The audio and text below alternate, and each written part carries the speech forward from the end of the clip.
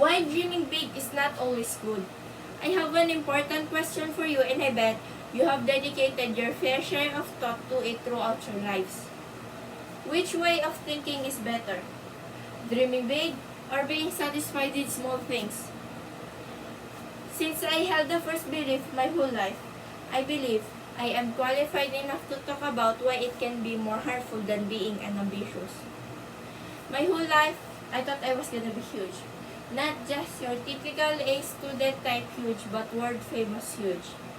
I probably had some predisposition to think so, because I was a talented kid and did really well at school, frequently scoring at the top of the class. Over time, however, my motivation turned into something unhealthy.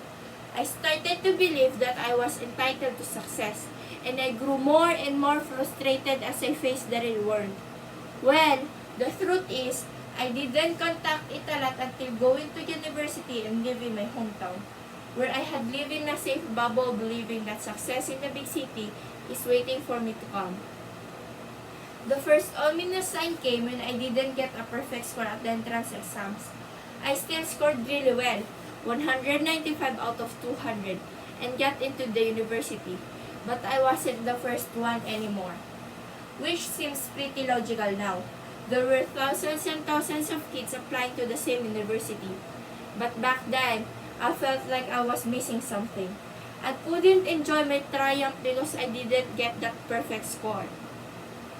The pitfall, however, came 3 years later, when I first got a B on a history exam, a subject I absolutely hated. Then, I started to feel like a failure.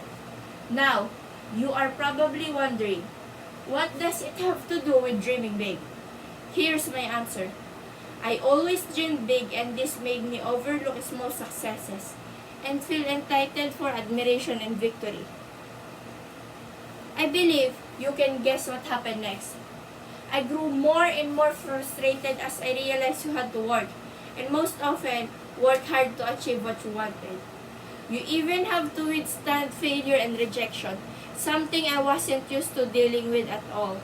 The only opinion I had about failures is that they diminish my previous accomplishments and my value as a person, and that successful people never fail and never have to feel the pain of rejection. Dreaming big is good, as it helps a person set far-reaching goals, but it can only work if a person has healthy relationships with failures, tryouts, and taking tiny steps. The success that seemingly comes overnight takes years to achieve, but no one wants to mention those years. They are boring time of exhausting, routine, and continuous hard work. Sounds bad enough for a movie, right? Don't teach anyone just to dream big. Teach them to dream big while taking small steps.